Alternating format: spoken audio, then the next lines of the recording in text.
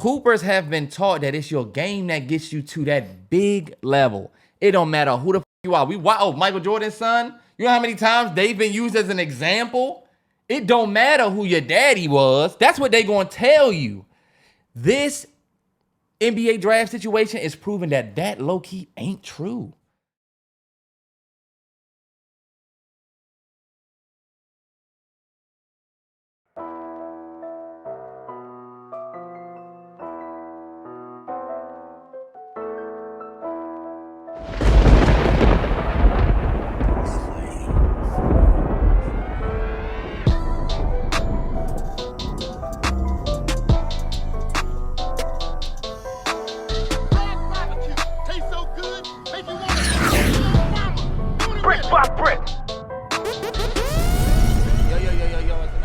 Podcast, episode 208.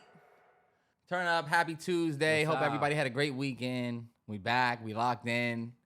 It was just a crazy week. I would say a pretty eventful, a lot of shit happening in the week, this week.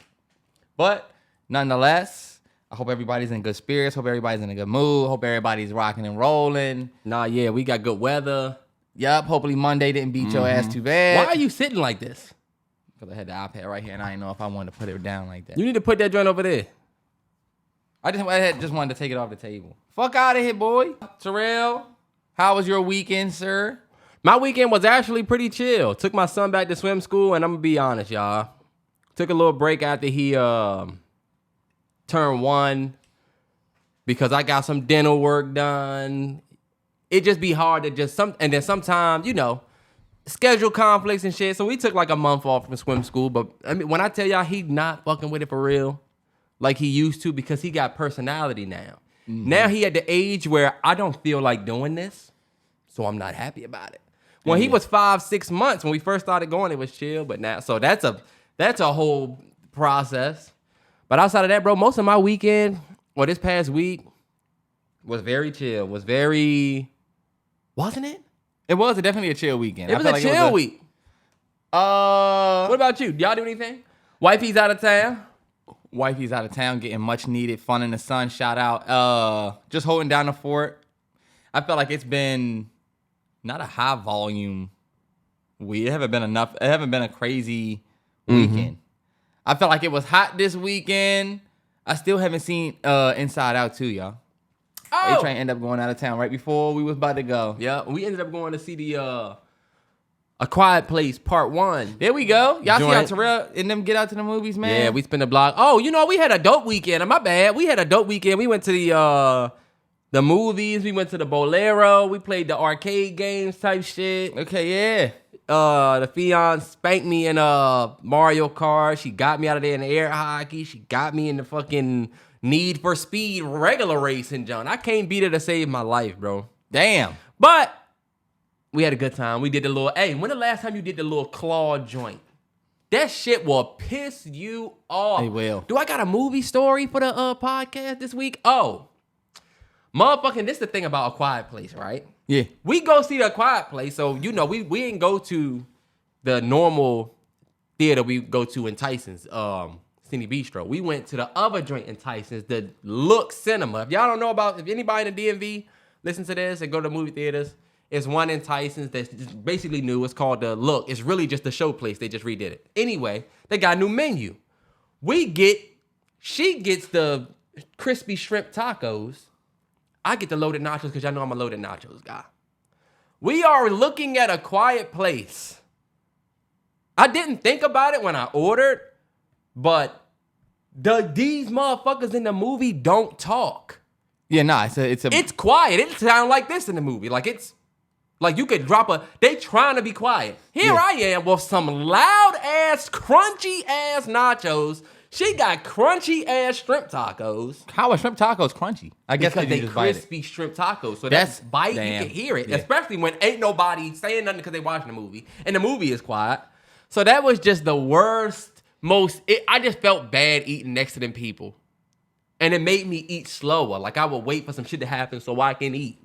Nah, yeah. And that was just the worst. But that's just I've always been a courteous dude like that. Like even when I was in grade school, if I was eating chips in school, It's like I'm not about to be crunching chips. What do you sound like? Some of y'all who don't, I guess it's a social awareness thing. But like, you don't know that everybody can hear you eating or see that you can't control your mouth when you're eating. You ever see people when they start eating, it's like you just start going nuts? Yo, is it a race to eat? Damn, and then you don't care what you sound like? Yo, I'll say this, speaking of like eating, whatever, I don't get a lot of the food trends that are on TikTok, like where two people stand there and then one person, like you play rock, paper, scissors, one person run, one person eat. Yeah. I never understand what's the point. Is the point that somebody like finish first? It always seemed like they just do it until it's like, I don't even know. They've taken that one with the kids. Levels. The little boy kept losing. Then he just got pissed off and was like, all right. Nah, yeah, I did. I think I did see that. I guess it's kind of like entertaining, but dog, it's way weirder shit. You ever see the people in their car? And they eating on their steering wheel type shit. They be pouring sauce just all over the shit, biting it to be all over their hand. Eating is a weird. I'm not gonna say weird because a lot of people fuck with it, but eating as content, it's a lot of different things out there now that I'm thinking, damn, some things are weird, and I don't think it's weird just because you eating. I think, okay, what's the point of y'all racing and one person eat? Is it to go to finish the joint? You gotta think about food content has come such a long way. We started with like mukbangs. You know what I'm saying? We didn't start with mukbang, but I know what you mean. Not started. I'll take it away. Not started, but I remember like mukbangs was a wave. That was the first wave I saw motherfuckers eating and telling a story, but like yeah. It was on YouTube. Damn, is that over with? Because I feel like that was a 4 or 5 year thing. I think people still might do it. I'm not too sure. But, you know, telling the story of how I broke up with my ex, XYZ, but it's a Chipotle mukbang or a Chick-fil-A mukbang. They got everything, a big spread. What a fucking dope-ass video idea. I can't watch nobody eat and smack. But that's what I don't want to do either. Yeah. Yeah, like, that's why I was like, but for the people who like to watch food content, you get a dope story, you get the menu. Yes. And people were saying that if you eating at the same time they eating, it feel like you motherfucking at dinner with your favorite content creator. Like you. Okay, yeah. Then we graduated to like ASMR, which is I'ma just put a little mic and be biting and shit and chewing. And remember the girl that used to do the lobster? She used to do the shellfish, the black lady? Yeah. Oh, shit was disgusting. I wonder how they would react to us doing a podcast eating. I always try to eat on a podcast, but you know. That is just the worst. It's the worst thing to do. I'm just saying, you know, if we had who did that? I think I Am Athlete. Remember I Am Athlete? They used to bring out. They handled the mics really well when they did that too. Because the worst thing about when people eat on a podcast is nobody want to hear your mouth. You already on a mic. Nobody want to hear your mouth. Nobody wants to hear you half eating, half talking. Nah, yeah. They did a really good job on I Am Athlete with making sure you don't hear niggas smacking. I'll never forget. I also don't think that eating is funny. Y'all got to realize that there's some people who think that like talking but eating, but like enjoying what you're eating while talking is funny. I never thought that was funny. You know what? Yeah. Shout out to everybody that might have that, you know. You think that that's funny because you eating and it's not. I hate to be Gramps today, but I will be. I like certain ASMR, like when motherfuckers shave soap. You ever seen motherfuckers shave where they the do soap? The little joint and then it, yeah, or they cutting shit, or the hydraulic press that smash everything. Or the car that drives over every little thing.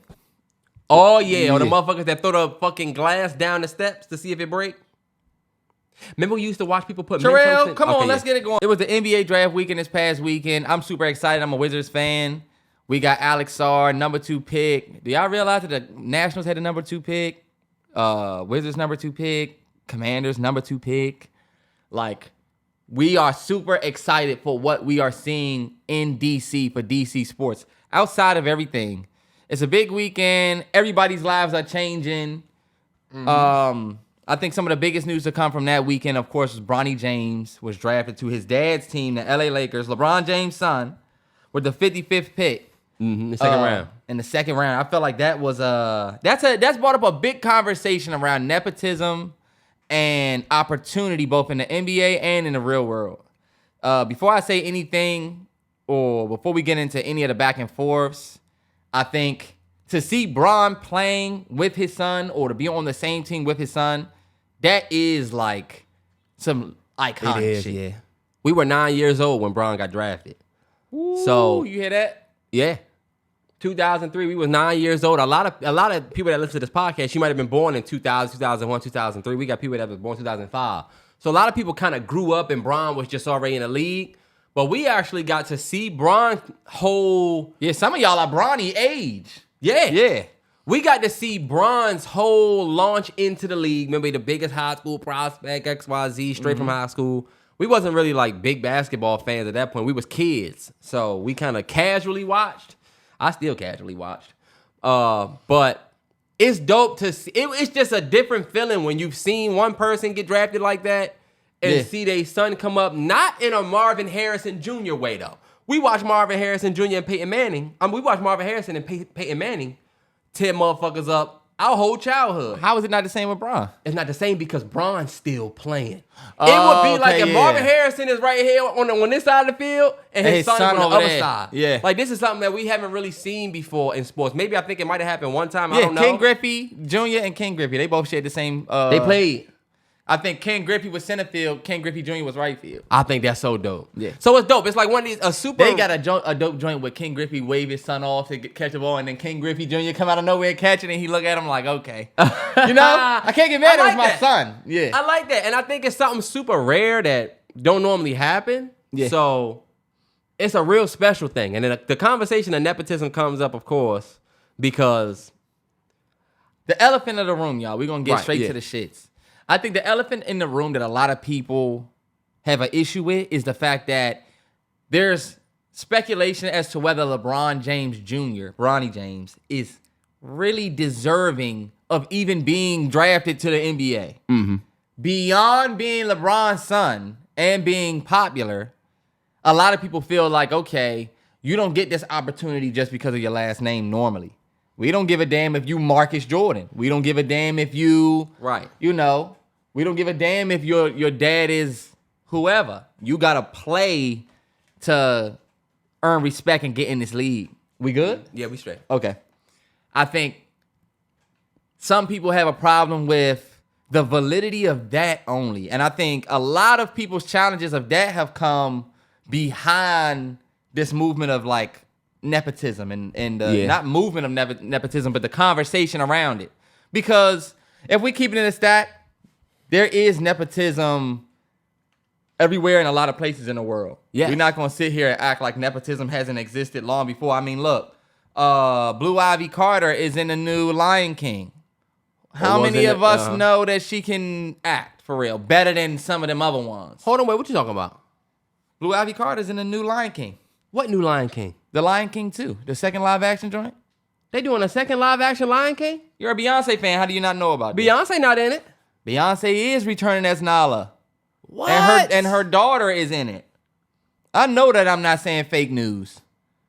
They are doing Lion King 2 and Blue Ivy Carter is literally just got cast. Okay, bet. Maybe if I'm wrong on that, what about Northwest in the little, I think it's a musical or something that she was in. Oh, yeah, she did the, something, that might have been Lion King. She played Simba, I think. She played Simba. See if I'm right on Blue Ivy Carter getting that role, because I swear she did. There is Mufasa, the Lion King, coming. Yes, and what's Blue Ivy? Blue Ivy plays Kiara. That is true. Yes. Is Beyonce in it? Beyonce returning, man. It's Nala, she does. Yeah, Beyonce coming back. Putting that acting hat back on. You love to see it. Directed by Barry Jenkins. Wow. Okay. The joint might be poetic. My bad, I didn't know that. But okay, yeah. So we got a couple examples of nepotism for sure outside of. But even in sports, there's nepotism. And for those of you that don't know what nepotism is, or you hear motherfuckers using a certain word and you like, damn, y'all like not as smart as everybody, like me, because I be watching some people be like, yeah, be like, you know, I remember misogynistic. He's a misogynistic asshole. He's misogynistic. I used to be like, yeah. Yeah, you had to go and look it up at a certain point. Nepotism is patronage bestowed or favoritism shown on the basis of family relationship. So basically, since your dad was this, you get a free ride or whatever. Or since your father, since, you know. Yeah, what if y'all found out that me and Terrell's dad had the biggest radio podcasting platform somewhere? You'd be like, oh, okay, I see why these niggas do what they do. Right. You might even say, it was nepotism that I played starting on the baseball team in high school. It was nepotism. That was nepotism. You know why? This motherfucker was all county first base. So you had to find me a spot. I was Thanasis. You was Thanasis. You Yeah, was. I was. That's a big example of nepotism right there because that motherfucker haven't shown a positive highlight I haven't seen. And then so far as Bronny getting drafted and people saying he didn't deserve it, I mean, there were people that got drafted before him and around before him that didn't have stats that were crazy. They were talking about how he only averaged 5 points. There were people that got drafted before him that averaged 5 points. So, to me, I wouldn't necessarily make the he not good enough argument. It's people that went undrafted that averaged more. That averaged more too. That's true. That's true. But guess what, y'all? They're not related to Bron. And that is just something that, to me, I feel like, yeah, you can have an issue with, like, Bomani Jones is so mad. Bomani Jones is so pissed off. Why? Like, yo, y'all don't have an issue with Jerry Jones being at the top of the Cowboys and all his kids. We talking about a 55th pick in the second round. It ain't like Bronny went top 10. Man, I'm going to keep it a stat. Y'all might not like my opinion on this because I feel like it's outside of what everybody else is saying. But I think this is just proof that I won't change how I feel about our community when it comes to the people that's in it. I'm not going to just say, because this is LeBron. He getting ready to say some shit. All I'm going to say is this. You just said y'all don't have a problem when. Y'all, are we arguing about, are we doing a tit for tat thing or are we arguing about an issue? Because watch this. If we put nepotism on the table and say it's bad, it's bad. We can't okay some shit because we doing it now. If we had a problem with it before on principle, all I'm going to say is back when Jerry Jones was doing, let's use Jerry Jones since you brought that up. Mm-hmm. I think when we say, wow, it's bullshit. Bill Belichick, his son's coach for him. That's nepotism. Wow. Jerry Jones, his son's coach for him. I'm sure it's better people than them. But, they're going to put their family on. We've always had an issue with that because of the obvious. You should have to earn your position. It shouldn't be a family thing. It shouldn't be you pass this down to your family because this is a coaching role that, it's a once in a lifetime thing. People are bringing up, what about this guy who owns a laundromat? He leaves that to his son. What about this guy who owns a business? He leaves that to his son. Those are examples of nepotism. But I feel like it's a little bit, it's not right to compare that level of nepotism to this. This is the NBA. This is not Bron who opened a business. Hold on, wait. You said putting nepotism on the table, either it's bad or it's good. And to me, you would say it's bad. I wouldn't say it's bad. Because that's the conversation. Do you think nepotism is a bad thing? I think nepotism is bad in certain lights. I don't think nepotism is bad. If my dad opened a lemonade stand, he leaned into that. If my dad opened a lemonade stand and said, I made this when you was young, now it's yours. That to me is a different level of nepotism than literally you average 4.8 points in college and you're the 55th pick going to the Lakers. You got Rich Paul telling other coaches not to draft you, all so we can make this fairy tale happen for your dad. We love, and I was going to tell y'all this, a lot of y'all are more happy to see LeBron gets to play with his son than Bronny James getting drafted to the league. Y'all don't even care if he can hoop. Yeah. And I feel like that's true. That if I'm being that's honest, the nepotism that's bad. Because I want y'all to imagine. Why is it bad? Who is it hurting? Huh? Who does it hurt? I think it just hurts the principle of the game.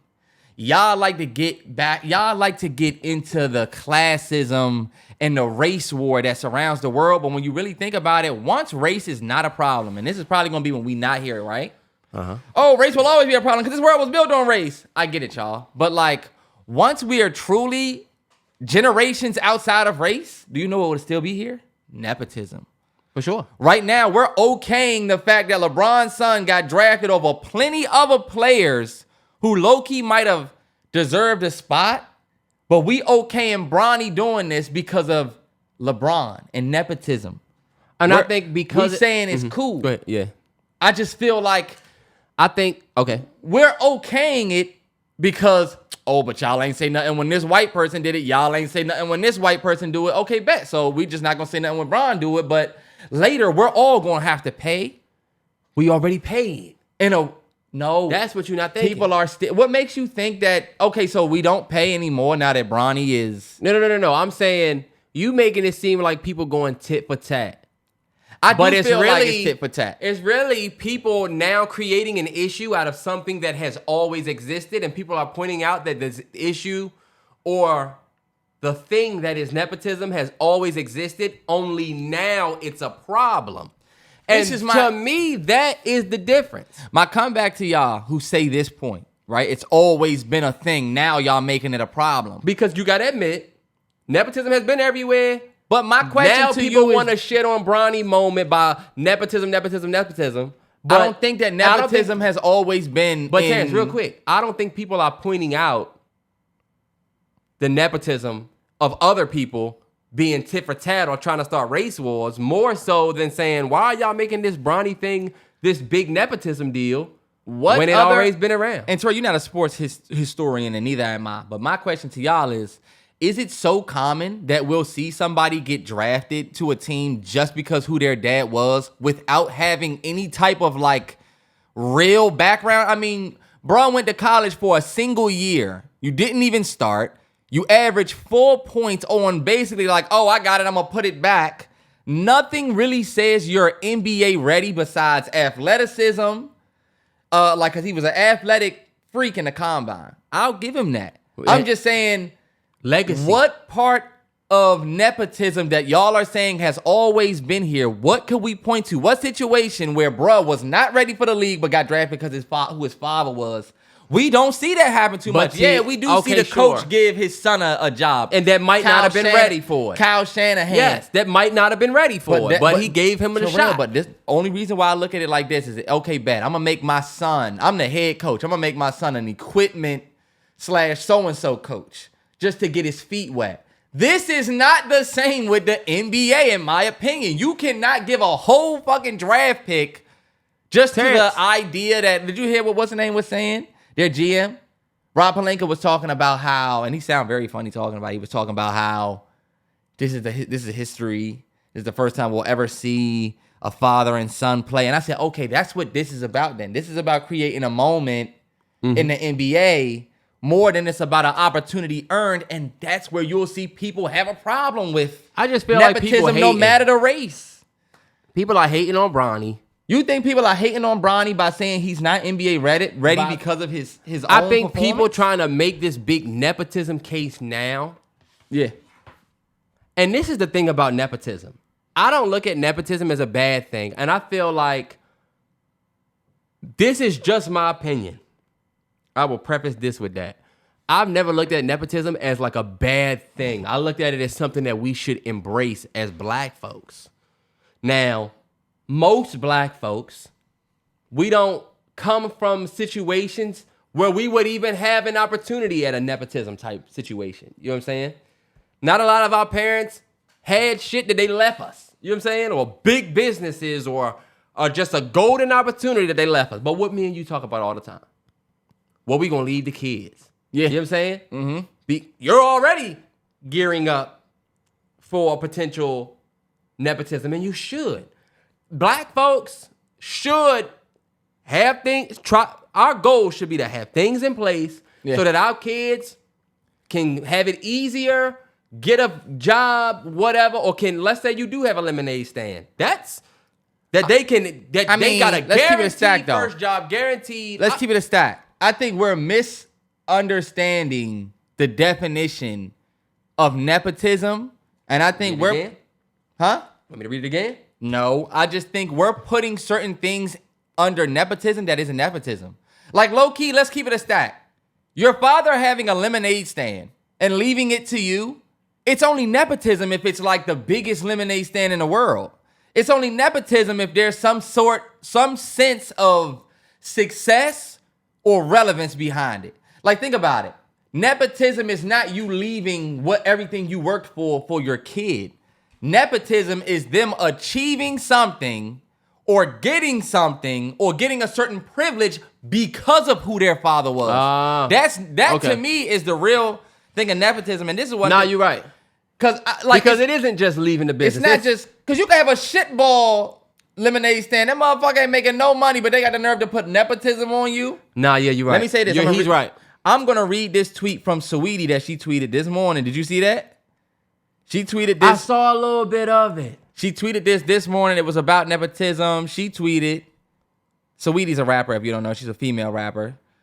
She tweeted. Nani. Ooh, nani. A-Train will tell y'all she don't like that song, but I stamp. She fucked with it. I said, hold on, wait. She probably don't. She would hate me saying it, but whatever. Saweetie says, I hate the Nepo baby narrative.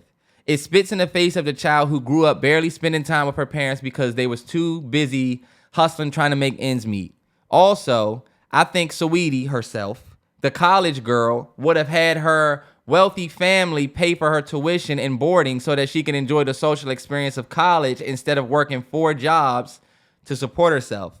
Saying I'm privileged ignores the girl who risked her safety renting rooms off Craigslist because she believed in herself enough to stay in an expensive city while everyone else was telling her to move home because that's the safe and better financial option. Can't pay for studio time? No problem. I made car rap videos, which is how I got discovered. I'm proud of all the hard work I've done / accomplished and will continue to share my story to those who inspire and come after me. I do think, that being said, I understand her. She feels like, you know what? Her mother was a video vixen. They say her father played in the NFL. So her parents being successful before her, all of her grinding, her making car videos, her making car videos, her having to work 4 jobs to make ends meet for herself at one point and not wanting to lean on the nepotism that she knew was there, only for her to achieve something and have the nepotism thrown back in her face. That is kind of a good example of how, okay, Nepo baby and nepotism being thrown in different places, there's a time and a place for it. That's why I say some people, Saweetie, for your mom to be a video vixen, did she start as a video vixen? Saweetie? I'm not too sure. Maybe she didn't. I'm not putting nothing on when her. you got a leg in the industry, though, you know what I'm saying? People will... A lot of it does come from people that might be outside of the opportunity that you got. And I was wrong about the way I was looking at nepotism. I just realized it on this podcast. I'm thinking, what's the bad thing? LeBron worked so hard so he can get his son and sons to where they want to be. I don't see what the issue is. But if you're looking at it from the stance of maybe Bronny taking the place of somebody else who might have deserved it more, I guess I get it. And I guess that's Bomani Jones's point. And that to me is a good point because y'all want to play I'm so happy for a black man and his son. And we can all be happy for that. But when you look past race, it just looks like, think about it, nobody would be happy for Tom Brady's son getting drafted to an NFL team for the sheer fact he was Tom Brady, especially if the motherfucker he played 1 season with Michigan where he was on the bench. He got in for 2 games and threw a couple passes. He gets drafted over other guys because he has the last name Brady. Then we wouldn't be giving a fuck about fatherhood and all of the dope stuff you seeing. It's dope to see a father be able to, we wouldn't be seeing that if it was somebody else. So my thing is, once we look past being happy for Bron and Bron's dream, because that's what this really is. Bron always talked about this. And I have a slight backdoor conspiracy that I feel like Bronny hates all of this. That's my real thought. If you look at Bronny in the combine, when they was asking him, did you ever think about playing with your dad? He was like, never. Damn, okay, look. Would you be excited to play with your dad? I mean, I haven't really thought about it. Really just trying to get to the NBA. Damn, you really don't want to do this shit for real with your dad? And think about it, y'all. Would you want to do that? Think about LeBron. I'm obsessive. I'm championship. I don't want to be on this nigga's team if that's my dad. People are like, is he going to call him dad on the court or Bron? Of course I'm going to call that nigga. If I ever played basketball with dad, I'm not calling him his name. Dad. Right here. Like that, see? I feel like in my heart of hearts, I think Bronny, and y'all going to say I'm just saying that because I'm a Wizards fan, so I ain't going to say Wizards. I think Bronny would have enjoyed going somewhere like Portland. I would say Washington. The only reason why I'm saying these teams is because, look, not Portland, Washington or Orlando. New Orleans. Somewhere all the way over here. Send his ass to the Magic. Send his ass somewhere where, look, he can say, you know what? I got my dad's last name, but I'm going to make my own rap. Even if Bronny cooks with the Lakers, they going to say, His dad was passing the ball. His dad was so happy to see. Like, it's going to be all about LeBron. I even got the nigga last name. First name. I'm not a basketball guy, right? But what happened when Bronny go out there and balling like Austin Reeves? But you a weapon. What if Bronny becomes in like 2 or 3 years the new face of the Lakers? And now, because think about it, y'all, this shit is money. It is. It's money. If you the Lakers, right? If you the Lakers, my thought, if I'm palinking them, if I'm Genie busting them, I'm thinking we're never gonna not sell out a home game, ever. This next season, who don't want to go see the arguable greatest player of all time and his son, who you also saw him on the court with when he was this big, play together? Or the potential that Bronny could even check in. He may not even play. That's true. You buying the ticket based on the potential. It's a lot of people that bought them Beyonce Renaissance World Tour tickets when they found out that they could see Blue on stage. Blue was a big part of it. She was. Yeah. That was a big part of me. Well, I didn't take it, but the movies. I'm not going to sit here and act like I'm not happy for Bron. Bron's getting his dream. I'm just hoping that this is the dream for Bronny. I'm hoping that Bronny could see the nepotism thing and hate it too, because sometimes, look at Saweetie. That's why I read that tweet. I didn't read that tweet for y'all to understand like what nepotism means, but like I read that tweet because that's a very interesting take from Saweetie in comparison to Bronny and his upbringing. Bronny now has to deal with everybody saying you got drafted because of your dad. Because you didn't get drafted to a team that believed in you. It looks like your dad said, everybody move the fuck out of the way and let me draft my son. And that ain't going to feel good for Bronny, the individual. When Bron is done, he'll get to say, I won this championship. I played for this many years. I got the scoring title. And I played with my son. Who could say that? Well, guess what? Your son still has to go and lead a whole career. And this being your last hurrah, he shouldn't have to start his career in your limelight. He don't get to start his career like most nepotism kids. Marvin Harrison Jr. don't have to have his dad over there. And they say, oh, his dad's open. His dad. That shit is irritating sometimes. Sometimes you want to be, because let me tell you, but I feel like peers are going to be of a young players who get their own shit without hearing daddy. Those are his peers. And bro, when you look around and he get respect. Your name is respect because you're dad. Terrell. My name carries so much weight because of what it is. Think about naming. How great was he being Bay's son? He didn't carry that much because you have to put the work in. I get it, but naming was not Bronny. Bronny's not Bron. Bronny was an All-American. Hold on, wait. Let's not act like Bronny is just a scrub. He's not a scrub, but come on, you not nowhere near Bron. Naaman wasn't a bitch, but he was anything like Bay. Nothing like, we talk about the wife. Naaman was bad, but he wasn't a killer. But when it came to, and that's like if Bronny was talking shit like, yeah, I'm way better than all y'all, but every time he played, he was Naaman and Bronny are very good comparisons. Like, Bronny is LeBron James don't go to USC and average 4 points, bro. LeBron James, if he went to college, Bronny more like Bodie. Bodie was a street hustler. He was doing everything on his level. No. Listen. Bodie was doing everything on his level. Was he ready for a stringer role? Was he ready for a Bay role? No. But he was at least putting in work on his level. Naaman was Terrence. Naaman ran with Dookie and Mike them. We didn't even see. But that's just not the same, bro. That's not the same. Terrell, we haven't seen, fuck my eyes up. We have not seen Bronny James dominate in college in high school like that. Like, I have seen Lonzo Ball. Who was a ball at Sierra Canyon, I thought. I mean, how you get to US? How you get to USC? Think about it. He was talented, but even, where is LeBron's son gonna go? I just feel like, damn. Is that Blue Jays? Okay. I just feel like, damn, and it's bottom of the ninth. Game fucking over. Damn, people don't know what we watching. It don't matter. So what? You ever watch something and you see somebody saying? Buddy, this motherfucker making it even worse. But I just think Bronny hasn't shown that he's this like dog like his father to me. I feel like he's a good basketball player with athletic benefits. He haven't shown that he's his father, in my opinion. And I'm not hating on him at all. I do feel like, and I'm just going to say this is the last point that I wanted to make.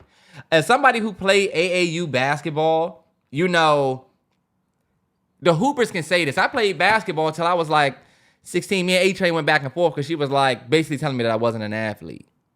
And I said, I played basketball my whole life. Did I go to college and play? No. Mm-hmm. But, of course, I was mad triggered because... Why you bring up basketball? You weren't even that good in basketball. You were all county in baseball. No, but look, that's what I'm going to say. I played basketball till I was like 15 years old. So I grew up in AAU basketball. We both did. I played for the PG All-Stars. I played for the Bowie Bulldogs. I played for a couple of different basketball teams, even growing Mustangs. up. Like Marlboro Mustangs. All I'm going to say is this, y'all. Those coaches in every level of the sport are telling you that who you are means nothing. You know how many of these motherfuckers got social media followings? You a popular player. But guess what? Hard work beats talent when talent fails to what? Work hard. That's what we've been taught. I learned that on a basketball court. Like, that's AAU. Like, so my only criticism for this whole thing is Hoopers have been taught that it's your game that gets you to that big level. It don't matter who the fuck you are. Michael Jordan's son. You know how many times they've been used as an example? It don't matter who your daddy was. That's what they gonna tell you. This NBA draft situation is proving that low-key ain't true. The Caitlin Clark situation is proving that that's not true. A lot of people care more about these moments that they get to watch more than they care about the respect of the league. So then the league respect is going to leave. Well, I look at it like Bron hard work is the Terrell. reason. And you sound like a nigga who's... You Bron's sound like the nigga who gets his son. Why didn't Jordan's hard work get his son? His son wasn't Bronny. His son was basically... Michael Jordan, yellow-eyed ass, was too busy doing everything else. Terrell. Okay, bet. LeBron's a great father. But I mean... But this the thing, T. As a parent, it seemed like you would want your kid to be at that level or get what they want. Because what does Bronny did want? Bronny cried when he got drafted because he's wanted to go to the NBA. My dad played in the NBA. It's the highest level of the game he also loves. Okay, cool. He got it from his dad. Yeah. His dad gets to usher him into the league. Now, yeah, is it nepotism? Sure. But who cares about that in the house? Nobody. It's all everybody outside the house. Bron, hard work. Yeah, hard work beat talent when talent failed to work hard. Bron was so damn talented and worked so damn hard that now his kids don't even have to. Terrell, his kids don't have to. Terrell, are you kidding me? Jordan worked so damn hard. Then you're basically what you're saying. Marcus Jordan should have just been drafted to the NBA for the sheer fact that Jordan worked so hard and has this big name. Bro, that's not how. What I'm saying is if Marcus Jordan was to get drafted to the Charlotte Bobcats, I don't think it would be like, wow, it's Michael Jordan's son. You low-key. It changes the integrity of your league. That's all I'm going to say. You low-key have to give Marcus Jordan a shot. But they didn't because the nigga could not ball for real. That's not the case with Bronny James. Bronny James had a great combine showing, and I'm actually rooting for the brother. So I don't want anybody to think that I'm hating on him. Right. But I do see where once we get past being proud of a black man doing his damn job and being a father, once we get past a black man leaving something to his kids, yes, we never say nothing when white people do it. You're right. Because guess what? They've been doing it so long that y'all don't even say shit. Now that I guess we can say we're finally doing it, I want everybody acting like the nepotism that has existed all this time doesn't exist, and now we having a big nepotism conversation. You don't see that part, T? Terrell, yeah, but y'all aren't going to say, y'all are having a hard time thinking of examples like this one where we can say, bro, you were drafted not because of the way you played. You were drafted because who your dad is. Kyle Shanahan. Terrell, all the Shanahans. Kyle Shanahan did not get drafted the second pick. He was a small time coach that had to build his way up. He didn't get a head coach position like JJ was Redick. offensive coordinator before you were supposed to be offensive coordinator because who was calling plays? Daddy. Terrell. And you was the Eric Bieniemy type. I just don't think an offensive coordinator signing. Look, that's putting me under my dad's wing. Once your dad gets fired from this job, offensive coordinator, guess who's getting fired? You're out of here. I feel like an NBA draft pick is a much different situation. We're not going to stay long-winded on that, though. They put it together in Washington. You know how many Shanahans y'all had on y'all damn team? When y'all had Mike? First of all, I'm not sitting here saying that nepotism hasn't been here. I'm just saying I still believe that nepotism does give certain people opportunities that they might not have earned. And I don't think that because Bronny and LeBron are black kings and we love them, that we can't criticize nepotism when we see it. If we're going to say, sweetie, fuck out of here. Your mother's a video victim. Your father's or whatever. You had opportunities. You could have went back home. But y'all don't have that black woman love there. Y'all don't have the black love in other little places. T.I. son, who's rapping right now. His daughter was just on the BET Awards. Right. When I thought about the nepotism conversation last night. I'm telling you. And I didn't think, they got her performing because I'm thinking, okay, she been trying to do the music thing. And this is why I said, y'all, the integrity of both music, acting, sports, we are seeing it fold and fall because we want to see, did you know that this is Beyonce's daughter acting in this? Who gives a fuck? Well, Beyonce put all the work in. And we love her. So look, okay, so her daughter gets ushered in. Oh, did you know that this was Bronny James? That's LeBron James' son right there. Oh, is he good? I mean, he averaged 4 points in college, but I mean, LeBron put the work in, so we get to watch Bronny. Nah, Bronny, that takes away from what Bronny did, though. But you're right about how it can challenge. Nepotism does itself. When you take away all of the things from it, it does challenge the integrity of whatever system it's a part of. Yes. On Thursday, we had the presidential debate. Shout out to everybody that listens to this outside of the United States. But here in the States, it's election year for us. Yep. If y'all didn't know, we are a global podcast. We have listeners all over the place. But it's election year for us, and they did their first debate. It was Joe Biden versus Donald Trump, and it was very bad. It was. Like, we could make all the jokes, you know what I'm saying? And I'm not here to make us too serious, of course. But if you think about it seriously, it's like, damn. Yeah. It was just a very bad debate. It was a nightmare for Joe Biden. If you were a Trump fan, if you're a Trump supporter, it wasn't that bad for you, yeah. It wasn't a horrible showing from Trump. I mean, as far as like the bullshit, but like it seemed like Trump lied a lot, believe it or not. But is that really new? Yeah, he lied a lot and got elected. So I think the worst part is we didn't show any strength on the other side. You know. Not saying we as in I'm blue, more so is when you look at this debate, it definitely looked like, damn, okay, this motherfucker is absolutely out of his damn mind. And I'm going to just keep it a stack.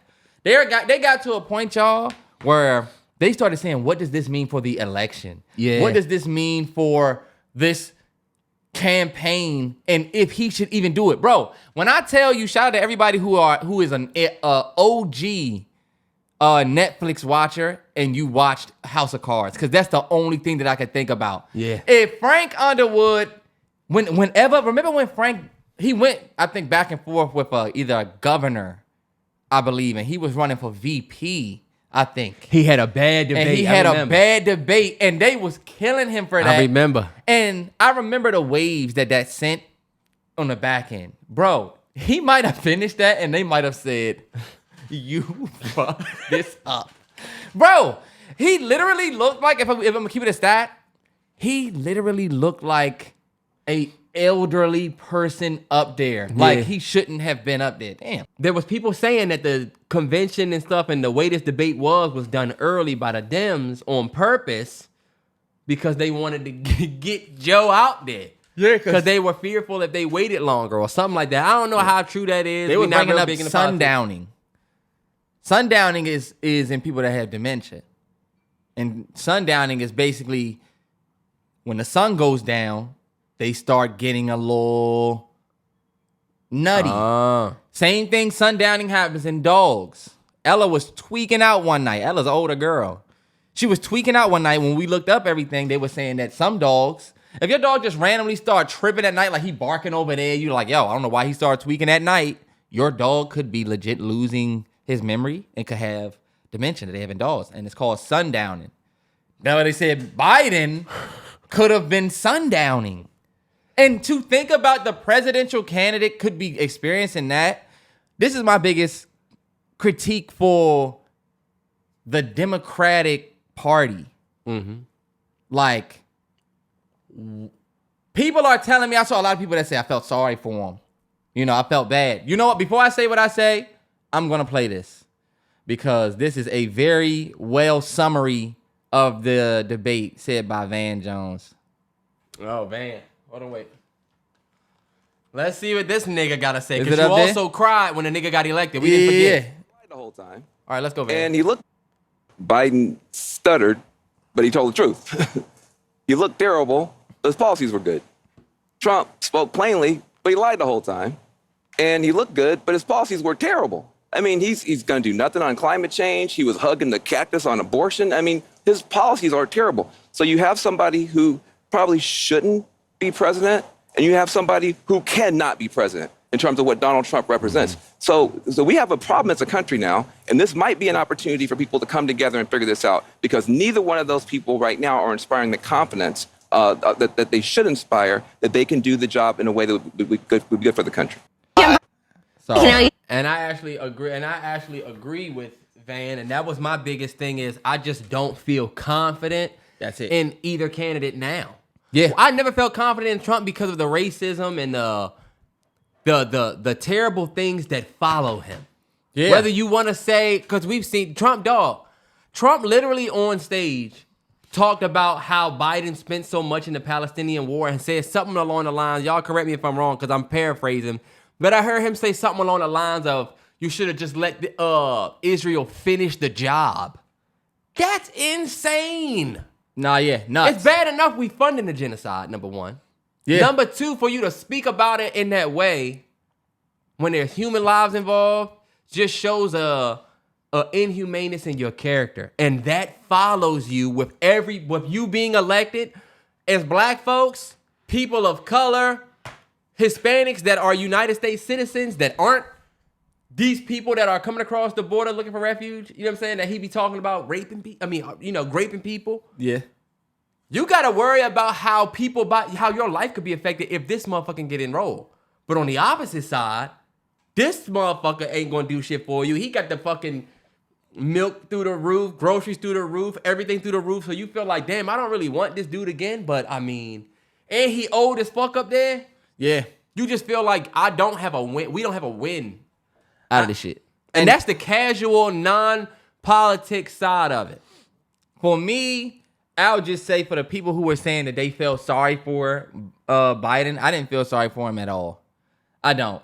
I actually feel like it's pretty inspiring that you at 80-something plus years old can get up there and still speak policies and stuff like that and make it sound whatever.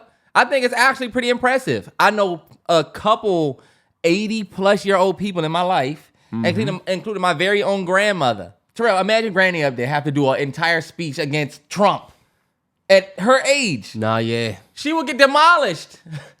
Keep it a stack, Granny. All I'm going to say Granny is... listen to this. Huh? She don't watch this damn podcast, do she? No, I'm just saying I would have to keep it a stack with Granny. Okay. You're going to get washed and you shouldn't be doing this. That's why I said the people who are saying they feel sorry for him, or you got Kamala and you got other people who come out and they say, oh, well, you know, you're Barack. You're not going for one guy. You're going for an administration. That's actually the truth, that y'all. is behind everything y'all been saying. But that's the Since truth. When? Terrence, no, that's the truth. No, the reality. It's the truth, Terrell, but since when is that the campaign? Since when is fuck the guy? I know we put him out there and he embarrassed himself. Nah, yeah. But this is the best we got. And Trump is so bad that you should just keep in mind you're voting for an administration. I'm sorry. I don't think I've ever in my life seen them say, yo, you're voting for an administration and not this one guy. What you mean? Like, nah, yeah. we have to have confidence in the guy. He gonna represent us. And getting up there, barely being able to go back and forth with somebody here, how can he keep us safe and sane? Because he's still commander-in-chief. He's commander-in-chief of the administration. It's like Terrell, we watched Dan Snyder You be the at the top, and motherfucking- we are years of like. look at fucking Terrence. When the head guy Okay. is trash, I just feel like, look, this is all I'm gonna say. Look at what's the motherfucking white boy that coached the Eagles? That be talking so much shit like he's the greatest coach. Sirianni. Nick Sirianni. You had Steichman. You had a beast ass team, but you out here popping shit like it's you. Think about it. You ain't really did shit. You came from the Colts, working under Frank Reich. You didn't really earn this shit.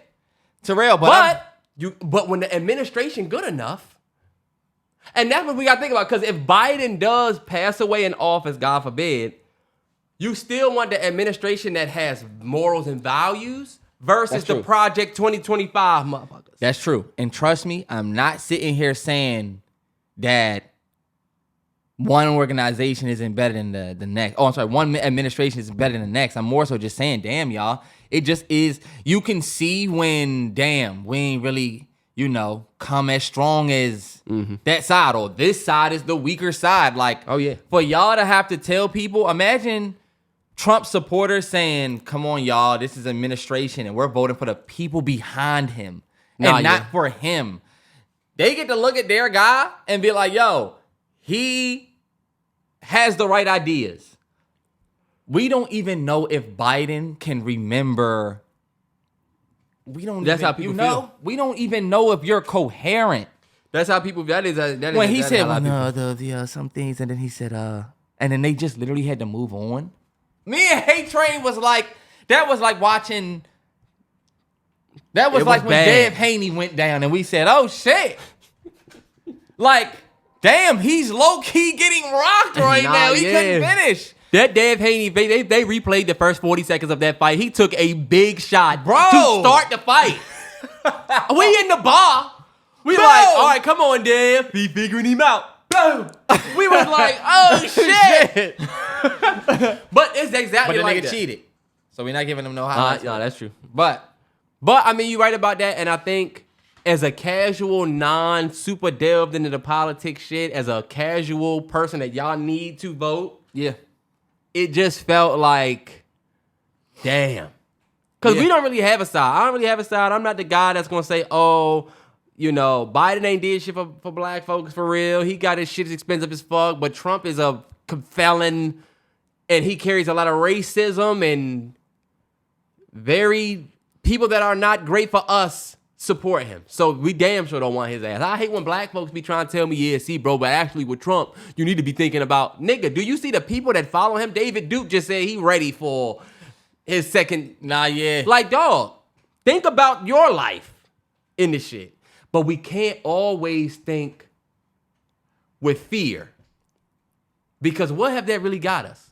And that's the confusing thing about the politics shit. When you black, is you do got to kind of think about it in that way. We've been voting for the Democrats for 20 years and got what? No bullshit. That's why I was about to say the most ignorant thing that I could say is sometimes when you in the back of the train, who gives a fuck who's the captain, who's driving? Because Unless you're going to change by the shit, time shit gets back to our train, our cart, and we 15 motherfuckers back, that's why what's the name was See, so that's not good. a good way to look at it. Snowpiercer, it's not, but I'm just saying. Imagine them getting into a frenzy over who to vote for in the last train. Like, y'all really don't mean shit to them in the front Nah, yeah. to be sitting here and play with in our face. That's why I said just gonna move forward. Nah, Terrence, you right, because if you looked at that debate, when they got to the issue of black people, bro. oh my God, it was so bad. The way they talk It was about so us, bad. do y'all see how they talk about us? It's crazy. And you know what? We're going to get to the BET Awards, which we might as well go there next. We might as well, because that was a damn Democratic convention. The damn, oh my God. The Democratic Convention SHE-ET Awards. Yo, let me just tell y'all this. The BET Awards was last night, and welcome back. I want to welcome back. all the MalloryBros podcast listeners who've been listening since episode 1, which was called what? Questionnaire. Questionnaire. You But listen the to first Yellow one was called Camaro. Black Panther. Yellow Camaro. We had a bunch of everybody who's been here from the beginning that watched us break down the BET Awards and how bad it was in 2020, the year of our damn fucking pandemic. Welcome back to another year of us tearing down the BET Awards because they refuse to get better. They refuse to right the ship, and people always hit me up and say, why do you keep watching it? I don't know why the fuck y'all keep watching. Y'all are so dumb. I don't know what the fuck y'all keep watching it. Do y'all know what we grew up on? Do y'all know what it used to be? Yes, and that's the reason that'll bring you back every year. It brings you back every year because you really want to relive literally black entertainment's biggest night. Do y'all know that they have best album, best actress, best actor, best fucking... It is entertainment's biggest night for black people. It used to be. Y'all had to be outside for it. Some of y'all was born and then, right at the end of the good years. It was a nigga that was mentioning me. He had a Travis Scott profile pic and said, I don't know why you watch that bullshit, XYZ. I said, you know what? I don't even know if you black. And so honestly, maybe you didn't grow up with it on your TV like maybe I did. You didn't see it in Maybe 04. It's not your award. Yeah. But this ours. And so I'm always going to watch. I don't watch the Image Awards, I'm not going to lie. I don't always watch the Image Awards. I don't watch the Soul Train Awards. I don't be watching BET hip hop joints because they stopped doing the ciphers. Nah, yeah. Now they had Drewski out there rapping or some shit all. Or they had the Instagram people doing up there. ciphers. Yeah. But give it a stat. They have really lost the... What is the word that I'm looking for? There's no value to the award anymore, it seemed like. Nah, yeah. Like, who gives a fuck if we win? They gave Blue Ivy Carter last night the Young Stars Up and Coming Award. And I said, damn, she wasn't even there to get that. Like, and getting it for what? Her involvement in the Renaissance? Like the Renaissance tour? And that's what I'm saying. You can't say why everybody who won, low key, it's like, oh, what she win that for? It was to the point last night, bro, where we was like, just give it to Victoria Monet. At least that would be safe. At least it'll be safe. Because I'm looking at the nominees like, oh. Did you see when they got the black actress? They just thought of every working black actress they could think of outside of Taraji. Because we don't want to piss our host off. Because you see how she opening the show. But they got every black actress they could think of basically nominated. I said, damn, what was Regina King in? Because Regina King won. What was Regina King in? What did she win for? Regina King won Best Actress. She won for the Shirley Chisholm joint she did. Oh, she won for the Shirley Chisholm joint. Did the joint come on Apple TV? It's on Netflix. It's called Shirley, I believe. Yes, it's actually her first acting thing back. Anyway, long story BET, please. Okay, bet. Terrence, we always know BET been like that, though. You be like, why is Halle Berry nominated for? Why is Idris Elba nominated again? You know what I'm saying? Nah, yeah. So let's just go through the whole real quick, so that way we don't spend so much time on BET. The host, Taraji P. Henson. Taraji, we love her. We love her. She is a DMV. Is she PG or DC? DMV legend. She is a DC legend, PG County legend. PG County. What, she went to Oxon Hill? I think she went to something like that. But she's a PG County legend. We love her. We will forever love her. Y'all have seen Taraji going on a tirade when The Color Purple came out just this past Christmas. Taraji going around saying how she not paid enough, how big bills come with what we do, we gotta work hard, and when the money don't sit right or when they not giving us what we deserve, XYZ, We watched her do that, and guess what? We was with you, Taraji. Mm-hmm. We was right with you. So when he found out she was put with Terrence, I told the nigga this. I said, when we found out she was hosting the BET Awards again, I said, okay, so a lot of the show to me is determined by who gonna host. Yeah. You know what I'm saying? Okay. Like if y'all got Kevin Hart, yeah. All right. Different pace. Yeah. Y'all got Taraji again. I've seen 2 things she's done before. It's her 3rd time, I think, hosting. 3rd or 4th time. I think it's the 2nd time. Nah, this is her 3rd time performing at the least. 3rd, all right, bet. So I'm thinking, okay, I've already seen a Taraji hosted BT Awards, but hopefully they bring it in other things. Taraji did so bad, y'all.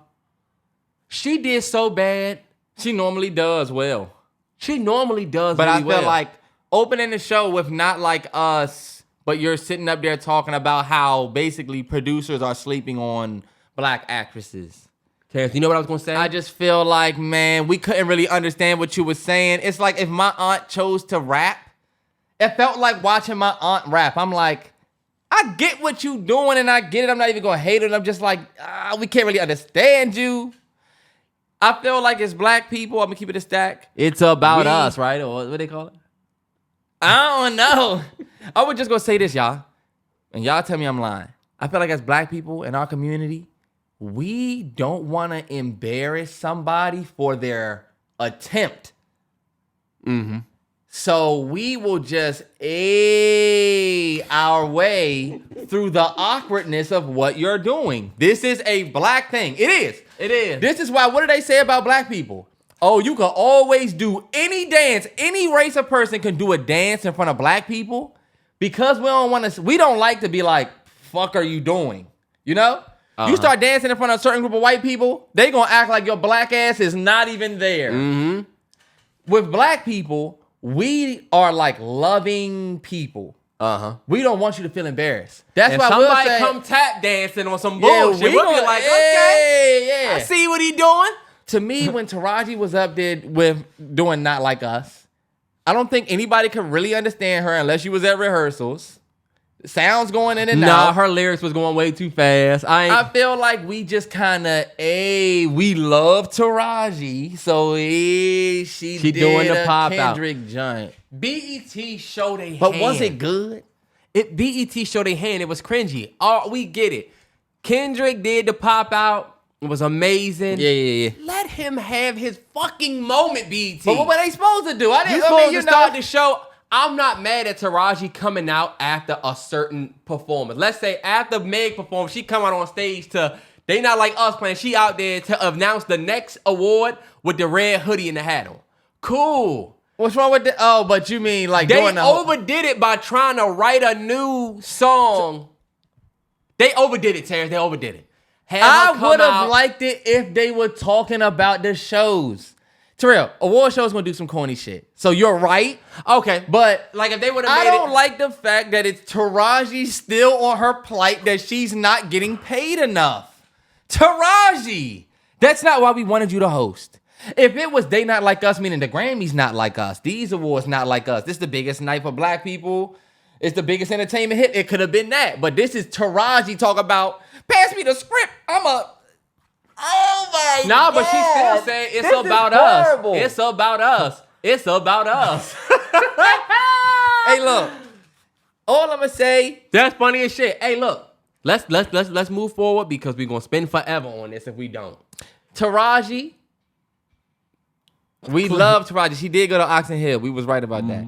We love Taraji, and this is no shade to her, but like I feel like we all understand the fight, but I think it's time to like, fight here with it. Fight behind the scenes with it because you don't want your whole.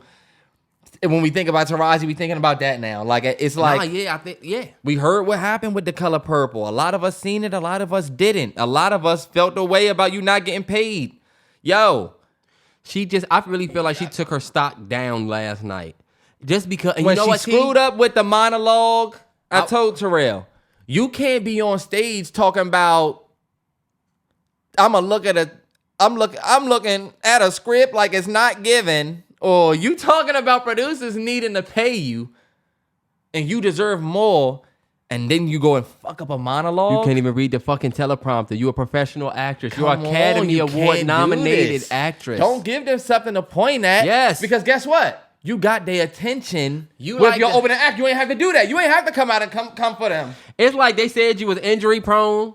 And you say this bullshit, I'm not getting my contract. And then before you get your contract, you snap an ACL. Yeah. Or look, it's like you saying, this is bullshit, man. We don't get no scouts at our games. We don't get no scouts come play when we play.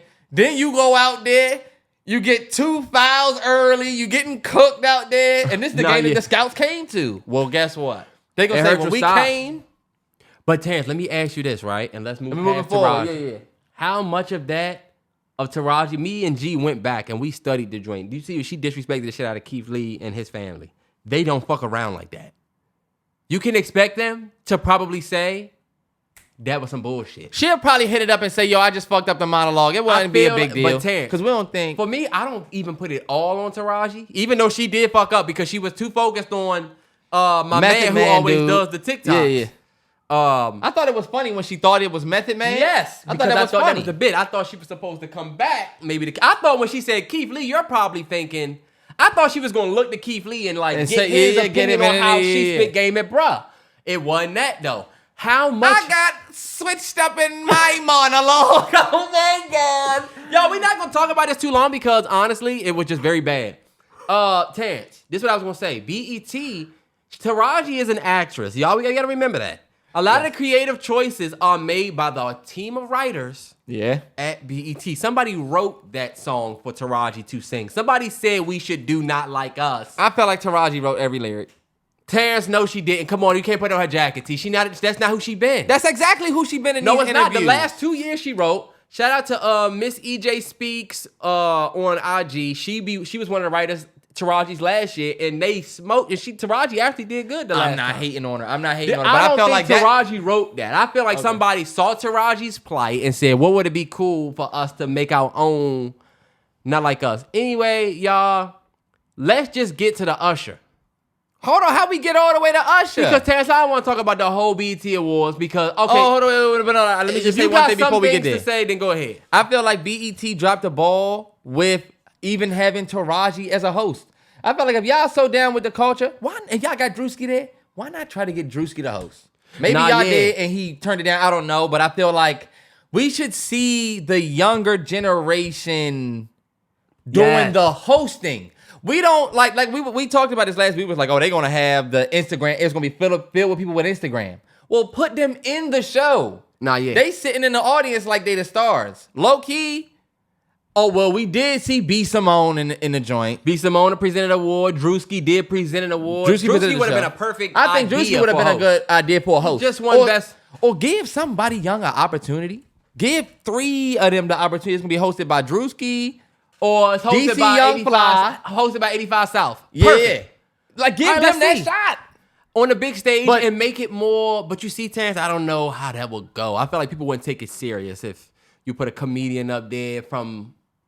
And unless it's a respected comedian like Kev Hart, Chris Rock. But when you see what they doing up there, when you look at what Drewski does, Drewski got an opportunity to come out and in one moment he could be the hood dude, in one moment he could be somebody else. You could play with it. It could be that would have been dope. You could have stars interact. I just feel like we used to be so creative with these shows, but I get it. It's probably hard to get motherfuckers to come. Talk about the politics. That's what we were supposed to talk about when we first got here. What? So many ads against Trump. They let the Democrats just flood the fucking award show. Not even just the commercial breaks we was getting the political joints. They got in the show ads. Yeah. And you know what we was talking about? One of the worst things. Well, first of all, let's talk about the Kamala Harris Taraji ad. That shit was so damn bad. Y'all probably have seen it on Twitter, and I know some people probably don't give a fuck. But oh my God, they think to get black folks vote, let's not be serious. Let's casual this thing down. Let's do a FaceTime, hey girl call with the vice president whose ass we haven't seen. She's talking about it. I'm in these streets. What are you talking about? Shit that kills me. I'm in these streets. And you know these extremists, they're not like us. Y'all, they playing in our face. Y'all have to admit. They playing in our face. Do y'all know I told Terrell this? It is very visible when we can see the lane switch back. You know? Mm-hmm. It's one thing when we see you lane switch. We figure, okay, you getting your money, whatever. You know? You see, remember when Rashad posted that joint, he was like, don't judge me, this is my white voice. Yeah. I mean, look, he was at work. When it comes to getting your paper, that's one thing. But Kamala Harris, I told you, when you can see somebody switch back, okay, back. Now I see you coming back to this side. I feel like that's worse than the lane switch. Because it's like, you don't even have to do that to be involved. You could get up there and speak just like the president. You don't gotta say in these streets to us, because we know you wouldn't say that when you go back where you be at. Yeah, and not all black people are in these Yeah, streets. and we don't want to hear our president talk to us like we're... It goes back Lil to Donald Durk. Trump saying, hey, these immigrants come over here, and guess what? They're taking all the black jobs. How the fuck did we get The involved? motherfuckers with no paperwork, here illegally, can't show anything. Yeah. Those are the people that are taking the jobs from us. Y'all don't think about this, but like, we've been talking about like Joe Biden, he gonna go have chicken. He gonna go to the chicken spot. You gonna have, it's always with entertainment that we see this fake ass black love. Anyway, just to not keep us on that, I feel like they kind of beat to Judgment being a BET. Every single award has an ad. That was bad. That's what I That was gonna mixed say with next. a bunch of political stuff. I feel like, we really are seeing we're really seeing the value of the awards leave. Go down, yeah. We never Like, seen it's somebody... not about y'all. It's about all this other shit. This is Victoria Monet accepted her award and then was like, oh, shout out to Target. I love Target. Love them. And then it says presented by Target. I'm like, yo, I get the award show being sponsored by Target, but now you have Victoria Monet, I guess she got a little cut to say at the end of your speech or somewhere that you love Target. Then you prance Niecy Nash and them out there. And you're like, thank you, BT, for the inclusivity tonight. Why are we doing this? it's just like, damn, we could see the show's interior. You shouldn't be able to. They show their hand. They Yeah, show yeah. their hand because of just little shit. Anyway, y'all, the Usher tribute was the point that everybody was looking for, and they have a whole women. Hold on, wait. Before we even get there, Uh-huh. because you're getting ready to talk about the women, and I think that's one of the highlights of the show. So many women performers Oh, yeah.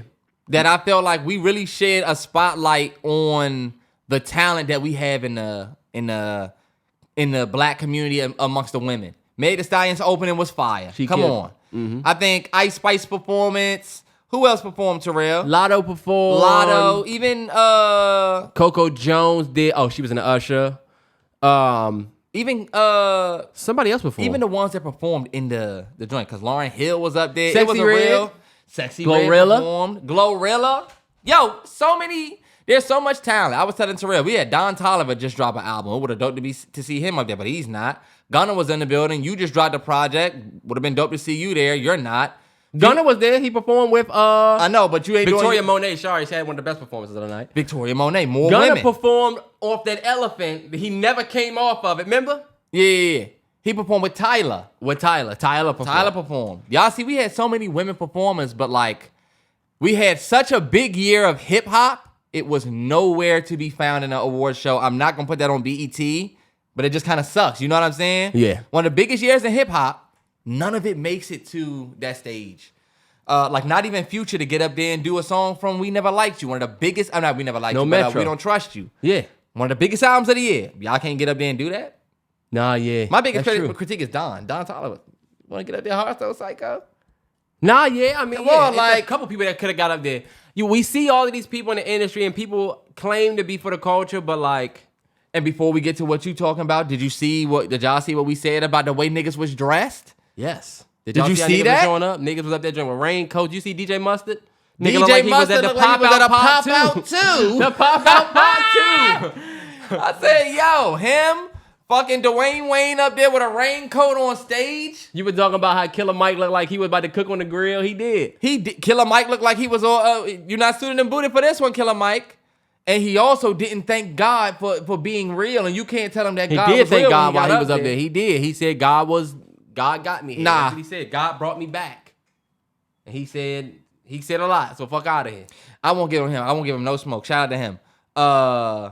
But even T.I. showed up with his daughter. But did you see what T.I. was wearing? No, I didn't see T.I. T.I. showed up to support his daughter in whatever. But you see, he got on like the hoodie with the shorts. Like, you look like you running up the street. It really looked like, yo, we just here for... You could tell. Y'all know how you throw a function right over here and you tell people to show up? That's how people show up to the BET Awards. No, like, fuck it. Y'all having a cookout type shit. yeah, I'm gonna dress nice, but I'm also looking We dress like Easter. You know how you put that fit on for Easter, or you might put on a fit for Christmas because you got some new shit? Yeah. That's how niggas show It's up. like that. It's like a Christmas. I was telling Yeah. G, it looked like we going to brunch. You got on a BET Awards ass A fit BET right now. Awards fit. And you see a nigga like me in the audience. You see it, this nigga in the audience. You're like, oh, okay. And a nigga like you in the audience. Yeah, we both look like we in a BET Awards, my How man. you feel about the Sexy Red? How do you feel about the stage that's being given to Sexy Red? On the same night, y'all want to talk about us voting XYZ, we got Sexy Red on stage. Just ever since I seen that TikTok from that girl that was like, I hate Sexy Red. I'm not gonna lie, y'all. That kind of changed the way I look at it. Look at her a little bit. Like, I'm going to read a tweet that I liked. And I said, damn, this is so true. The girl said, y'all remember that person who said Black Americans can't speak on Tyler because they made Sexy Red famous? I ducked my head because they clocked our community bad. I actually agree with that. yeah. We had an issue with Tyler because when she first came out, it was almost like she made it a point to say, hey, yo, I'm not black, I'm colored. But people were saying she didn't say she wasn't black. People were saying that since she's called, and that's actually. I mean, basically, but it's an American thing because she called herself colored. Our relationship with that word is different from the rest of the world's relationship with that word. Yeah. With that word. Yeah. And so that made us look like not everybody is a fucking slave, which ended up creating a little bit of friction between us and Tyler. I feel like she wasn't all the way wrong. She did come out and write that because you know you operating in a Black American space. But that's what it just looked like a response to that. Yeah, I felt like when you first came out, it was almost like Tyler made it very clear without making it clear that you ain't black. But T, she never then when said it worked, that, T. but she didn't. I thought that, but I can't put it on her jacket. She just said she was colored. I'm about to go back and look at that And clip, that is 'cause what my they thing is use. this. Why can you not talk about it? When Charlamagne asked you and what's her name about what you said, you looking back at your community because you can't speak on that? I just think that's funny. You should be able to speak on it. Oh, yeah. Look, if we ask her right now if she black, she gonna say no, bro. She gonna say, well, and since it's well, there was people who were looking at you funny when you were in a black space. All I'm gonna say is, what was I saying even about Tyler? You were talking about how we made Sexy Red famous. And people were saying we can't even be mad at Tyler because... My thing is, we've had so much smoke for her about like if she was a part of our community and stuff like that, but look what it is. We can't act like this ain't sitting right next... This in this neighborhood is not sitting... This building is not sitting right next to this one. Like, what's crazy about it is like, if she was talented, watching her up there... Yeah, it's like... It's like... I don't know why I just felt the feeling of embarrassment. Y'all, if shout out to anybody that's seen Inside Out 2, I was literally like hoodie. Oh yeah. Like you just feel like this is just kind of embarrassing. Y'all don't get it. Like, okay, we talking politics. They're talking about voting. They're talking about how important it is to vote. Then you prance Sexy Red out there. And this is my thing, like I was saying, if she was talented, And like, she running with the Donald Trump wave of promo. Make America sexy again. it's just this is what I be talking about, bro. This is what I be talking about. But you know what? I Go ahead, feel you go like- ahead. What you think? I just think, damn, how did we never let Gucci Mane get on stage? Gucci Mane was out for years, but you know what? We would have never let that nigga get up there because it's almost like they're used to be in BET. They used to not want to put certain acts on. Mm-hmm. You know, I don't remember Waka doing Hard in the Pain on BET, but look how big that song was. Or Chief Keef doing Don't Like on BET.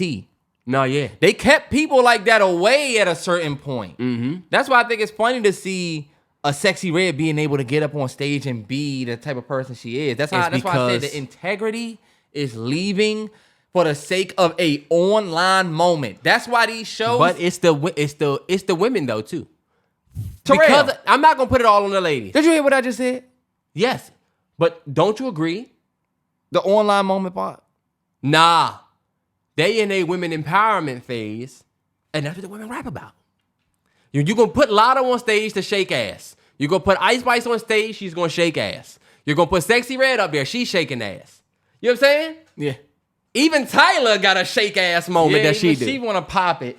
It's just a bunch of ass shaking and niggas rapping about, hey, kill this nigga. I swear. And you know what? It's our culture. That's the crazy thing. But that's where we have the opportunity to completely change what the BET Awards is or what it's all about. But honestly, now that we got niggas like Tyler Perry in the room. I mean, put it like this. I'm just going to say this one part. These are the winners of some of the awards. I feel like if it went back to being a real award show, I feel like then you would start to see people care more about it. Because right now it's a big entertainment night. It ain't about the awards more than it is about the shit. Who's performing? They still running this show like how they ran it in early 2000s. Thinking people want to tune in to see a live performance. Low key, motherfuckers don't care. Niggas is everybody who's on that stage, everybody has seen in the last week because social media. But like, best female hip hop artist, Nicki Minaj, who was not there. Best male hip hop artist, Kendrick Lamar, he was not there. Best actor, Denzel Washington. Best actress, Regina King. Both not there. I'm not even getting on the not there part. I'm just getting on some of these awards. Best group, Ty Dolla $ign and Kanye. It's like both not there. You can't really call. Look, best new act went to Tyler. I thought that was controversial, but it was. I just feel like you can't really. I mean, whatever. That's not bad. But I feel like with a lot of the awards, y'all, you can't really say why. It's like, oh, okay, we're waiting to see who y'all give it to versus where it should really go. Like, I think, what is it? Best R&B. Whenever they get to R&B, it's Breezy, Lucky Day. They gave it to fucking Usher. I get the nigga is winning. I get it. He's winning the Lifetime Achievement. Yeah. And he has a great residency in Vegas. He has a great he's had a great couple Super Bowl performance. Yeah. Come on. His new music is not what he's not the guy. 2024. Come on, that should have been my guy Breezy. I'm sorry. They don't want to give it to him. They never do. They will not give it to him. With him. And that's what's compromised they gave about Beyonce Texas Hold'em, was not there. Beyonce's daughter got a damn youth award, was not there. SZA got an award, wasn't there. Angel Reese got an award. Did she go up there and get it? She had a game or something. Angel Reese probably had practice or something, or a game in another city. So I ain't gonna put that on Angel Reese. Why are y'all giving Angel Reese? Angel Reese got a something award. What is it? Angel Reese got Sportswoman of the Year. Sportswoman. Oh yeah, black woman. Yeah. Nah, but I would have. Okay, so who won the what's the name last year? The Gamecocks, Camila Cardoso. That's my thing. That's crazy. Angel Reese. Oh shit! Did they win the?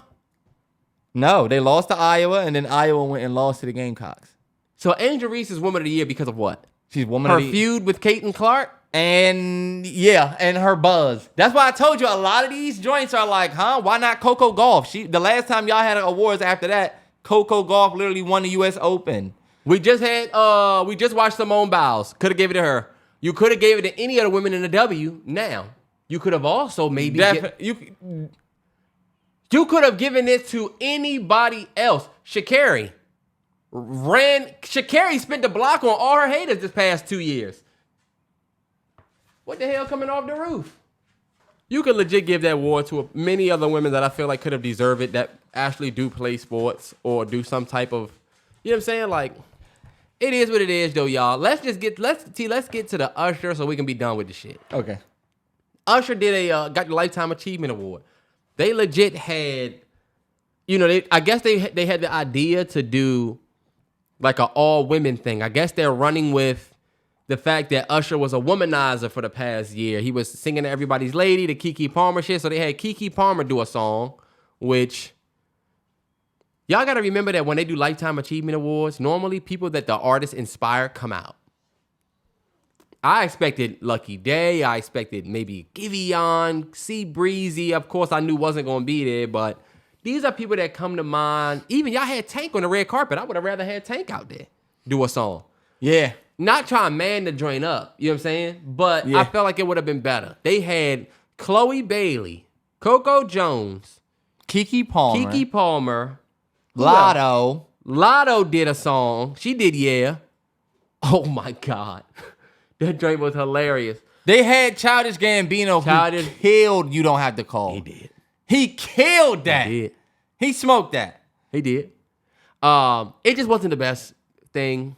What'd you think about, and honestly, yeah, they had Usher. First off, Usher was saying real shit. But I think once he started cursing, they started cutting his audio. That's where I was like, you know That's what? where it was BET, like, damn, it y'all. might be cooked. Because we watched this whole show and said, damn, you know what? This is trash, but at least we get Usher's celebrating Usher at the end. Fuck it. I'll stay and watch. These motherfuckers ain't say nothing about Will Smith performance. That's how I know they ain't really watched. Because that was straight fire. Will Smith went up there and honestly looked like your uncle that inspires you. Yeah. Will Smith is like everybody's uncle who low-key, he just never stops. My thing is like, low-key, Will Smith, I don't want to say this because I feel like it's disrespectful. But you can't be married. There's no way. You're literally doing something every fucking day. Terrence, Will, like y'all, you literally never are not doing something. Even on, even the niggas, Instagram, he always got a new Instagram thing. I'm like, there's no way that you're going home to a family at night. He is, though. Y'all don't understand they dynamic. I think he a workaholic. Bottom line, y'all, the BET Awards was terrible again. It was. I do want to shed some light on some good things. The YG Marley and Lauryn Hill performance. Lauryn Hill is a legend. Seeing her on stage was dope. That was cool. YG Marley got a song that me and A-Train just love. It just reminded me of our trip to Jamaica. I love that song. I'm not going to sing it because I don't know the words, but if you look up a YG Marley song, when you hear it, you can be like, oh, I've heard this. You talk about the TikTok joint. Bro, yes. That joint. I love that joint, bro. I love that cool. song. I wanted her to perform Now I Know Love You. Come on, Lauren. I told her, I said, she doing too much of You this. just won the award for the miseducation of Lauryn Hill. We saw you was performing and thought we might get a splash of it. You haven't done really much else outside of of course, she did Lost One, right? But then she did a remix. She did, but she wasn't doing the real. Yeah, she doing her. She was spitting a sermon up that joint. It started to get to a point where it was like... She was saying some real shit. Yeah, but... like you said, we wanted the music. Nah, yeah, we'll take Her it. performance was dope. It was. Meg killed it. I don't care what nobody says. She opened, she killed it. I think Tyler's performance, believe it or not, it was Victoria dope. Monet. She brought out certain African artists. You're an African artist, so standing on that. She also won Best International Act. Mm-hmm. Dope. I like Childish Gambino's performance in Usher's joint. Yes. That was one of the most... That was when I said, damn, I'm watching this joint. Fire. Victoria Monet. She did a nice little drink. I feel like she's proven that I like her and Tiana Tiana Taylor's, reenactment of the Beyonce. Yes. Usher. That was dope. They smoked the choreography of that. What was one more good thing that happened? Something else good. And that's when I met this girl. All right. BT. BT, get it the fuck together, man. I hope this year that now there was so many people talking about how bad it was, y'all finally right the fucking ship. Shit is fucking embarrassing. We're not getting BT Plus for $199 for 3 months just because Tyler Perry got bras on there. Fuck out of here. One last thing I would say is BET, I hope that y'all take the criticism that y'all get this year and just say, you know what? Maybe y'all even take a year off. We seen the Golden Globes take a year off. We not even going to do it.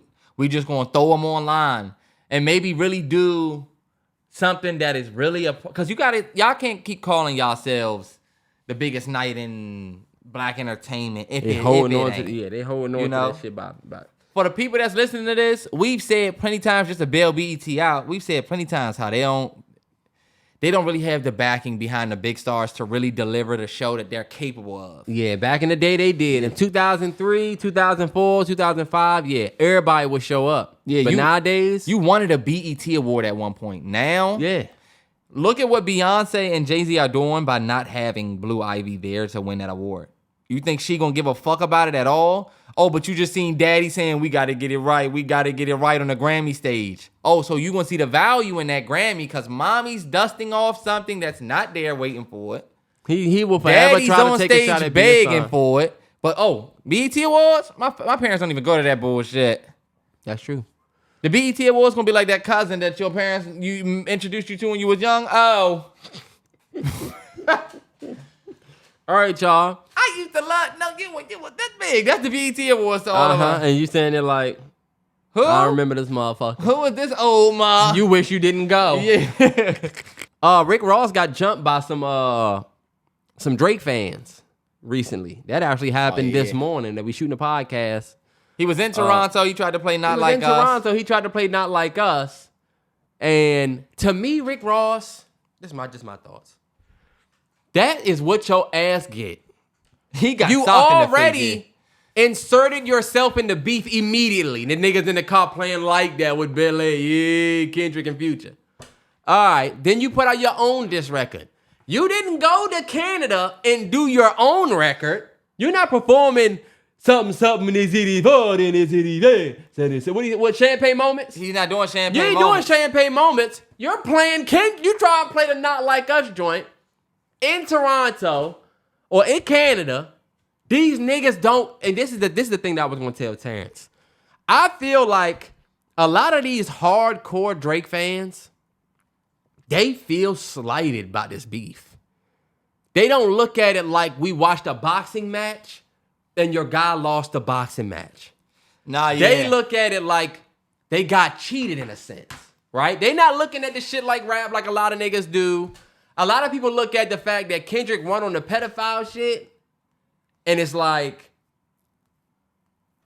you just gotta go with it. So they look at Not Like Us as a form of disrespect. Some of them, not all of them. Nah, yeah, You I know get what I'm it. saying? I mean, in like Toronto, anybody- I get it. like anybody would. You couldn't play back to back in Philly without being told something. You're not just niggas- being an artist going to Philly playing back to back on some hee hee ha ha shit. Nah, you in Philly. Some niggas are gonna have an issue with Yeah, it. it's gonna be somebody with an issue. So I feel like I feel like with that said though, niggas is willing to crash. Yeah. And they will, and did. Even though Drake played back to back in Philly, I'm saying you're not just gonna be a random nigga like Ross. Nah, yeah. You at an event with 2 bodyguards. Yeah, thinking, oh, we about to play this. And, Come on, bro. and you've been laughing, and this beef is a lot different than what we think, y'all. This It beef is. can reach outside. I mean, Drizzy had 2 people shot outside his Think crib. about We what- still don't know what that's about. Think about what Drake was saying on Back to Back. Back to Back is, to me, Meet the Grams-esque. Yeah, like It was fire. You getting bodied by a singing nigga. It was cool. It was great because it's like, damn, that nigga right back at him. Crazy. Yeah, he but going he at him and wasn't his calling girl. Meek a damn, you know what I'm saying, something insane. Yeah. And got the world calling this nigga something crazy. Meek fans, it was rap beef. It was still smoke. But it also was it still was rap like beef. it was also still like high school beef. Like he talking about him and his girl. He talking about him and his money versus my money. It wasn't personal for real. It wasn't like you grew up in this neighborhood or did like it wasn't like damn. It didn't reach that height. And when I say back to back is Meet the Grams-esque, I mean the most of the steam of it, outside of what he said, came from the fact of when he dropped it. You know what I'm saying? Okay, yeah. That's what I mean by that. I mean, like, if you go back and listen to it, it's not the craziest this ever. You go back, when people go back and listen to Meet the Grams, like, outside of what he said about Drake and the daughter angle, whatever, the biggest thing they'll be able to say is, this nigga Drake put out Family Matters, and then he put this out right after. That's going to be the story. And to me, it's kind of the same, so I felt like it wasn't the same, but the way niggas look at this Drake beef is way different. So, nigga, what do you think about that, though? My question to you, I don't think Ross should have been out there. not even Ross, though. That's not my question, because I agree with That's you. what we talking about, though. Let's stay on that No, and we not on on that, the but beef. it's the same thing. Not the beef, though, but more so The fans. how this shit could get bad. I 100% agree. I think we've seen it now. You can't be, a lot of people might feel like Terrell, me and Terrell was talking about how somebody said, you know, a lot of the reactions and a lot of their reactors that ended up reacting had a slightly different reaction than some people thought. And I was telling Terrell, a lot of people were afraid to take so much of a bias, myself included. I could have went full Kendrick. Terrell could have went full Drake, but when we The nigga set me up because he was headed that way, and then he backed off, and then I was just left on the Drake ledge No, alone. Terrell, I was telling you off scenes. I was telling Terrell to back off, but you was shutting me out. Don't do that. No, I mean, because I was telling you, I was like, bro, this shit not worth it because this beef did turn into a much more serious thing than these two niggas rapping, and I think it is because of serious things being said. Like, me and Terrell, I don't think J. Cole gets any credit for backing out of the beef because you asked for this, and then when battle came, you backed out. But I do think, I do think this beef, I think J. Cole was able to say, okay, these two niggas are about to steal the light, and I don't really got the edge these two niggas got, I'm going to just bow out gracefully. I don't think it was smart, but I do have a certain sense of understanding that, okay, this did go a little bit further than us rapping. Yeah. Damn, girl. Come here, Ellie. It did get further than that, though. It went further than that. That's why I feel like, Ross, you went to Toronto, played that, and now people are going to know, fuck that. Like, you could see everybody measure the situation before you got socked. You could see dude basically looking at you like, you know what? I'm about to hit this nigga. To just hit this nigga. It was crazy that happened. I think it puts into perspective of the way people are really going crazy about their fan, because that's the thing, y'all. I thought, oh shit, some OVO niggas was at a Canada situation and that happened, but it didn't. I had to say it was fans of Drake, and that's where it gets scary because guess what? That nigga has fans everywhere. Yeah. You know what I'm saying? And people are taking this shit a lot more serious than you. Ella looking you in your face. You need to take it out. Don't worry, we getting ready to No, you good. Now, I don't have nothing else on the Ross thing. I think, look, you got to be careful. You got to know your surroundings. And if you're going to go out there and be in Toronto and you're going to play that, I feel like even Kendrick out there would know, all right, bet. Ross is lucky that it only happened to be that. Yes. He needs to be careful. First of all, I don't think anybody would go out there moving without security. Kendrick would not be out there without security. He's smarter than that. Rick Ross, you out there with DJ Sam Sneak and one other nigga. Are you crazy? And trying to play Not Like Us, you're not even chilling. Niggas could have pressed you for champagne moments. That's and then crazy you've done too much laughing and involving yourself. White boy, white boy. Look, this the thing. It's not like he was calling the dude that hit him white boy. White boy. Rick Ross got on live. He got on live and tried to like laugh it off. You can't laugh off this one, Rick Ross. This one you just need to you were supposed to stay out the way. Y'all already made it a 20v1 for the nigga. He never let that go. All because y'all couldn't keep y'all fucking mouth shut when Kendrick got the balls to actually do the shit. I will never forget that. You know?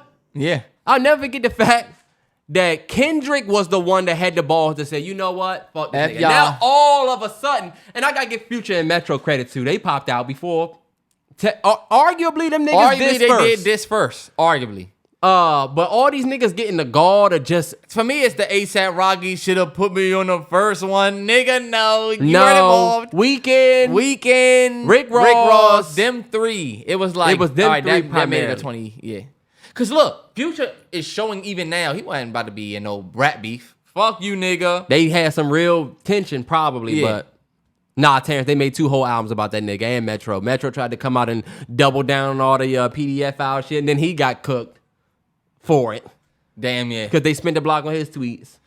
I just will always have respect for Kendrick for that. Yeah. For being the nigga that started it. You know? But, craziness. I do want to say this. Shout out to the Nationals, man. We just brought up this kid, James Wood. Terrell's a Orioles fan. All I'm going to say is the Orioles are fucking banned. Bunch of fucking bums. Don't put no money on them. They're going to lose as soon as you do. But they all right. Oh, we don't know. Nationals, we getting ready to be above that 500 mark. Fuck Terrell. Trash. And my Mystics are a lot better than you think. Ellie. My Mystics are a lot better than you think. What's y'all rank in the league? Last. Or very last, but it don't matter. And the Nationals are trash this year. My Orioles, okay, cool. Look, we lost a game, but guess what? We just got number 1 in the AL. First of all, Yankees, sorry. See ya. We better play them again. We getting ready to go. You see the All-Star roster? Mm-hmm. It's about to be all us out there. I'm gonna keep it a stack, y'all. One of the best rebuilds in baseball recent years. And you seen a beautiful rebuild with the Commanders and a beautiful rebuild with the Wizards. Did y'all see who we just got? Ellie. Did y'all see who we just got? Alex Sarr. Remember the name, I'm telling you. Remember that name. Because he's going to be dominating your favorite teams. Terrence, we'll see if that happens. He will. You told me the same thing. I will never forgive Terrence for what he told me about Rui Hachimura. I thought they got the next coming of Bron or Giannis. The way he was talking. No, I swear to God, I did not. He said, bro, he's like swear to God, French I did not Giannis. say that. Bro, he's like Giannis from Japan or some shit. I'm like, okay, bet. These motherfucking Wizards had Rui and he was all right. But they were still trash. And guess what happened? The nigga ended up going to the Lakers and being a great role player. So we'll see if this Rui nigga's was good. not a number 2. Arguably should have been the number 1 pick in the draft. Let's keep it a stack. The only reason why the Hawks ain't draft Buddy is because he turned down the workout. Otherwise, we'd have been getting that other dude who's not better. But it was a great draft. I feel like I wish we could talk more sports. Maybe we'll find a place for that, but hey. Nah, for sure. They're gonna wrap for 208. They're gonna wrap it up, cuz. Man, y'all be safe. If you haven't seen Inside Out 2, go see it. And watch that What Is Dirt documentary, Kendrick Lamar 616 in LA. That's a good one. Motherfucker, man. I swear to